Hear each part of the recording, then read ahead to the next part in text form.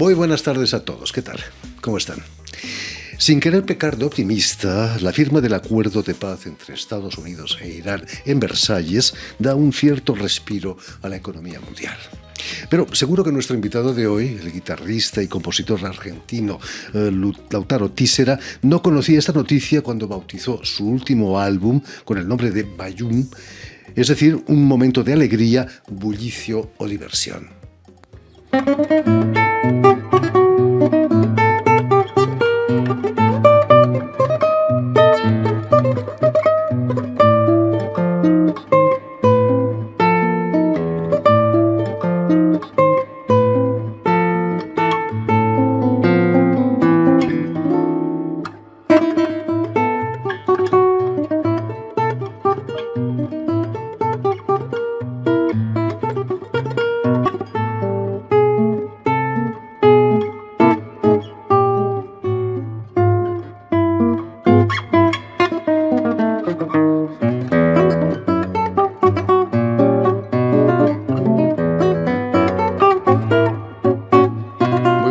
Lautaro.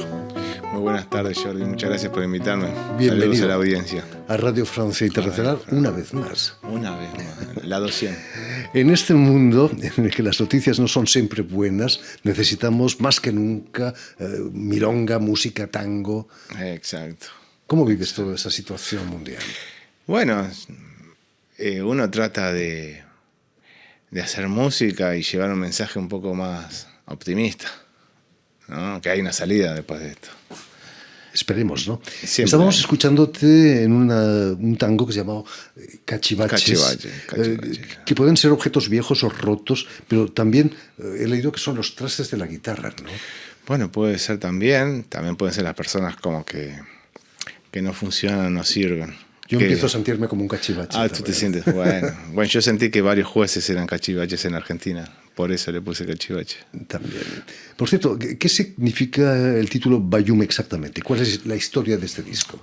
Bueno, Bayún sale de Bayún, Yumba, que es un tango de Osvaldo Pugliese.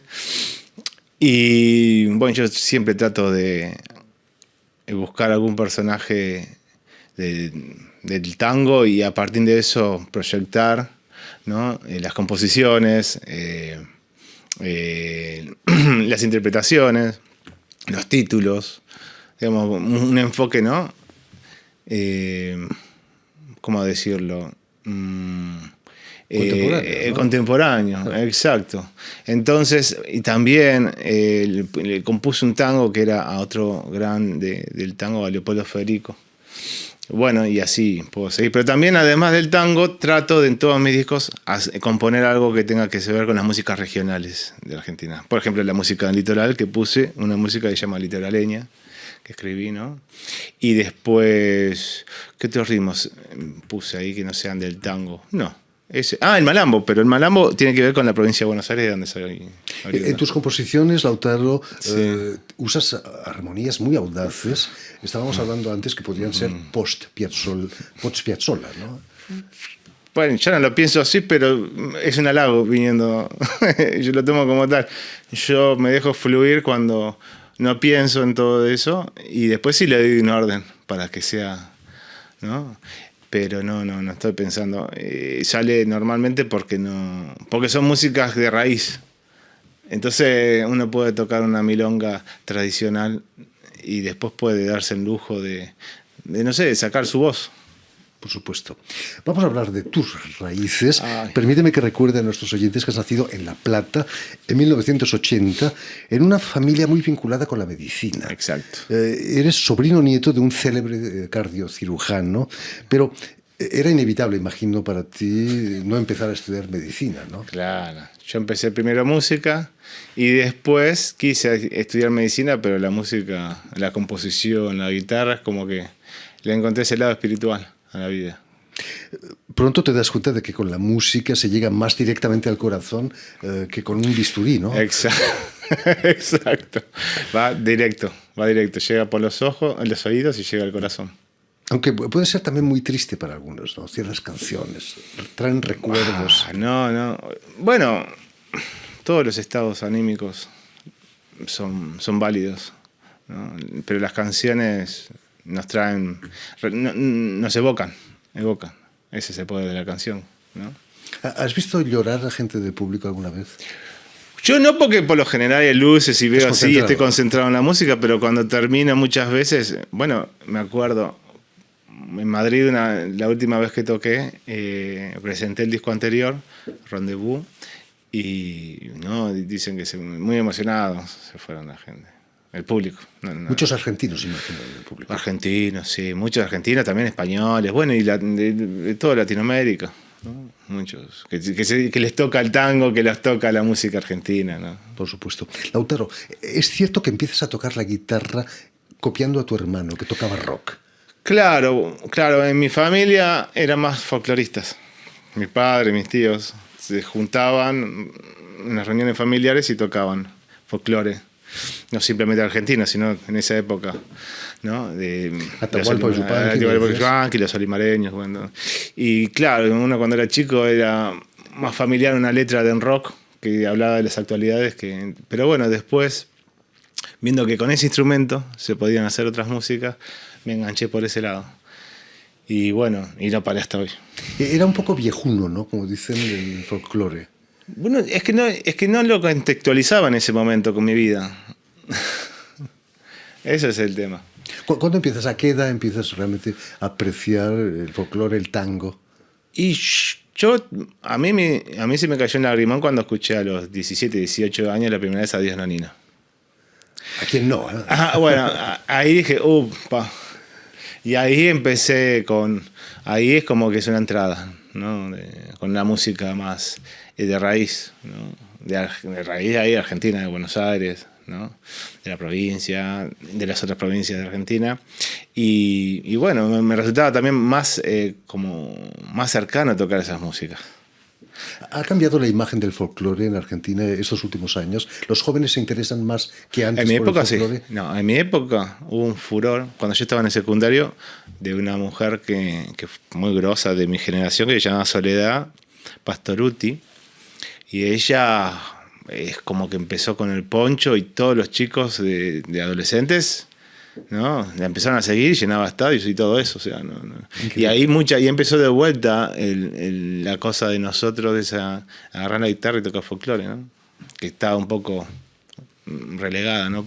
por otras músicas. Vas a estudiar en la Escuela de Avellaneda de Música Popular. ¿Qué dijeron tus padres cuando en vez de ir a la Facultad de Medicina vas a la Escuela de Avellaneda? Bueno, ¿cómo decirlo? No sueñes con ser Charly García, con llenar estadios. Todavía. Claro, pero bueno, no les quedó otra, ¿no? Es como que... Y bueno, ya está. ¿Qué le vas a hacer? Es muy duro el mundo de la medicina, pero el de la música también, ¿eh? Es tremendo porque es un arte abstracto. La música vos tocaste y no quedó más nada. Te quedó en el recuerdo y después uno evoca ese momento. La medicina, el tipo lo curaste y sigue agradecido, viviendo. Agradecido por vida, ¿no? Bueno, a los músicos os queda el disco, que siempre... Exacto. Y las composiciones, ¿no? Cuéntanos, ¿qué influencia han tenido en tu trayectoria nombres como Aníbal Arias, que fue el último guitarrista de Troilo, de Aníbal Troilo? Yo empecé a ir a Avellaneda por Aníbal Arias. ¿Era profesor allí en Sí, era profesor. Creo que fue en el año 86 que se abrió la escuela, él ya estaba, ¿no? Me parece Aníbal Arias. Y empezó a armar los primeros arreglos para la guitarra, tango, o sea, a escribirlo, la idea, ¿no? En papel. Y bueno, yo la verdad cuando lo escuché la primera vez me quedé loco con la interpretación, cómo tocaba, y bueno, eso me motivó a ir a Avellaneda, pero cuando ya entré a Avellaneda también encontré otro mundo de otras personas que eran increíbles profesores y sabios, ¿no? Que tenían también un recorrido impecable, ¿no? Impecable. Pero bueno, yo en mi caso era guitarrista, ¿no? Y después ahí conocí al Chocho Ruiz, que él era más súper piazolesco. Entonces escribía también todos los arreglos que tocaba Piazzolla, él lo escribía para la guitarra sola. Entonces, increíble. Increíble, ¿no? El folclore se transmitía por tradición oral casi, ¿no? Igual que tango. Partituras. Igual que en tango. Por eso se hizo la escuela de Avellaneda. Para poder fijar. Exacto, y para poder ¿no? Conectar de vuelta con esas raíces. Esa fue la idea. Era un club muy cerrado, ¿no? Imagino el club del tango. No sé si... Yo no, la Avellaneda no era cerrado, era público. Acá vas a empezar mañana tu gira de presentación de Bayoum, el disco, aquí en Francia, pero casi vas a dar una vuelta al mundo. Exacto, como todos los años. En julio Argentina ya, sí. En agosto te instalas en Saint-Tropez, sí, no está mal tampoco, en el sur de Francia. Y en septiembre Rusia. ¿No han cambiado tus planes con la guerra de Ucrania? Contabas que ya estuviste ahí con la guerra. Claro, en el año... Yo iba a ir en la pandemia. Y bueno, hay una desconexión. Y después, en el 2023, fui a tocar, a presentar Rendezvous. Y sí, ya volaban los drones y todas esas cosas de ambos lados. Pero bueno, nosotros llevamos un mensaje, ¿no?, conciliador. ¿No? Y después volví en el 2025, que fui a tocar el doble concierto de Astor Piazzolla para bandoneón, guitarra y orquesta de cuerdas. Eso lo fui a presentar el año pasado y fue increíble. Y también uno va con los colegas de ahí y bueno, tienen sus temitas de alerta por si hay alguna bomba volando y todas esas cosas. Lloraban también ahí en Rusia porque los eslavos tienen una sensibilidad a flor de piel. Es que este año se cumplen 10 años que yo di mi primer concierto en Moscú. Y fue increíble porque yo no conocía Rusia, no conocía a su público y súper sensible. Fui ahí a Kaluga, que es otro pueblo que yo también voy de Rusia. Y no sé, es como que tiene una sensibilidad y un aprecio por la música en general, no creo que sea solamente con la música argentina, ¿no? En general creo que... La música clásica también. La música, pero ellos son... La música clásica es Y para que nadie se enfade, en octubre viajas a Estados Unidos con varios conciertos en California, claro, donde se siente quizás el tango tiene algo más ligero, ¿no?, que en Rusia. Sí, bueno, ahí es más latino California, ¿no? Casi todos son mexicanos, creo. Y después estadounidenses, me parece. Y después de todos lados, San Francisco también, son de todos lados. Es increíble. Es increíble. Y es increíble que siga gustando la guitarra, ¿no? Sola la guitarra, porque viste que hoy es como que si no haces es una cosa, un estadio, una cosa así, y uno es más intimista. Le gusta la reunión íntima. Por ahí no una cosa... Si viene vacío, bienvenido, pero es una música así de cámara, se puede decir. Sin quererlo, ¿no? Una vez que uno lo elige es lo que se da. Es que la música se puede sentir en un estadio, se puede oír, claro. Pero sentir es una pequeña sala. Sí, claro. La vibración de una cuerda en una sala no es lo mismo que en un gran escenario, que tiene tantos procesadores, tanta gente ahí que está recoteando. Acá es directo. Exactamente. ¿Cómo fue el proceso de composición y la grabación de Bayoum? ¿Nació durante tus viajes o fue aquí en Francia? Bueno, fue en Francia, gran parte, ahí en Toulouse, gran parte, y otra parte en mis viajes, en aeropuertos, en hoteles, en camarines, que se te van ocurriendo ideas y las vas apuntando, leitmotiv, ¿no? Los motivos. Y hay otras que salieron, que nunca me pasó. En este disco me pasó, no siempre me pasó, que salió ahí. Y lo escribí, lo registré y después lo grabé profesionalmente, pero porque a veces se atrasa en la grabación, por ahí se atrasa la edición de tal cosa, la masterización. Y en ese tiempo me surgió y empezamos a poner música que no le había pensado que iba a poner. Por eso Boca Pugliese, que siempre es como el santo que nos ilumina a nosotros. Algo de mágico, ¿no? Claro, esas cosas que no tienen explicación científica. Si tuvieras que elegir una de las piezas del álbum que represente verdaderamente tu manera de pensar, ¿cuál sería? Y yo creo que Cachivaches. Creo que Cachivaches me representa mucho, no por el título, sino por la música. ¿No te sientes un cachivache todavía? No, eso fue porque, bueno, había metido presa a una presidenta en Argentina y yo no estaba de acuerdo en esas cosas y bueno, me pareció que un jurado no estaba, me parecieron unos cachivaches nada más. Después de tantos escenarios alrededor del mundo, Sí. ¿hay alguna experiencia, algún encuentro con el público que recuerdes especialmente? Moscú, Bueno, yo quizás. vengo de Japón. Estuve en octubre en Japón. Y también fue... Grandes guitarristas en Japón, ¿no? Te da vergüenza. Es que lo hacen muy bien todo. Sí, hasta escuchar. Y la verdad que, bueno, en Estados Unidos también. Todo el público que viene es una persona muy sensible. El que va a escuchar una guitarra sola tiene que ser un temperamento poco común. Por supuesto. ¿No? Es como es algo más tranquilo, no es el bullicio. Yo que sé, en la milonga está la gente bailando, ¿no? Están ahí la música al palo de D'Arienzo, Biaggi, todas estas cosas bien movidas, y una super orquesta, y acá es algo más intimista. Pero las emociones seguro que son mucho más Son las intensas. mismas, ¿no? Y son las mismas emociones. Lo que uno transmite es la misma emoción que puede tener una orquesta de tango, pero nada más que estás con 6 cuerdas. ¿Serías capaz de transmitirnos un poco de esa emoción? Creo que tienes tu guitarra no muy lejos. Me siguió hasta acá. Me siguió hasta acá. Ya no la traje. ¿Qué podrías proponernos, Lautaro? Bueno, ya estuvieron escuchando, pasando ¿cómo es que se llama? Cachivaches. Cachivaches, así que podría tocar otra música mía que se llama Milonga Desesperada. Que es una milonga campera lenta, creo que las primeras que compongo lentas. Y digamos, así como vos dijiste, un poco más contemporánea, ¿no? Que es lo que, no sé, no es que yo quiera hacerlo, es lo que me sale. Pues vamos a escuchar a Lautaro Tísera en una milonga lenta compuesta por él, cuando quieras.